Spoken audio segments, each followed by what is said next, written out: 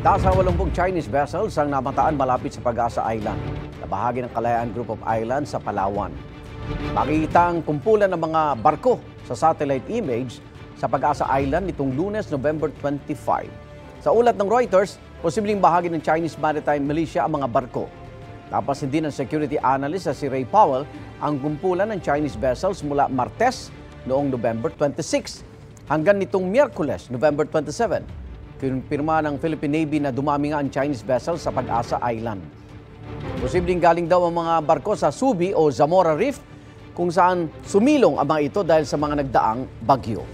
Sabi ng Philippine Navy, hindi dapat ikaalarma ang pagdami ng Chinese vessels. Within the territorial sea of Pag-asa is Subi Reef. Subi Reef, Johnson, Mischief, these are bases of the PLA na kung saan dumadaong yung kanilang PLA Navy, Coast Guard, and the Maritime Militia. Nagkataon na a particular place, a particular time.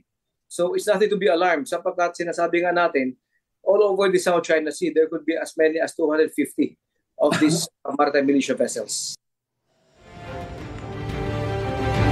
Igan, mauna ka sa mga balita, mag-subscribe na sa GMA Integrated News sa YouTube para sa iba't ibang ulat sa ating bansa.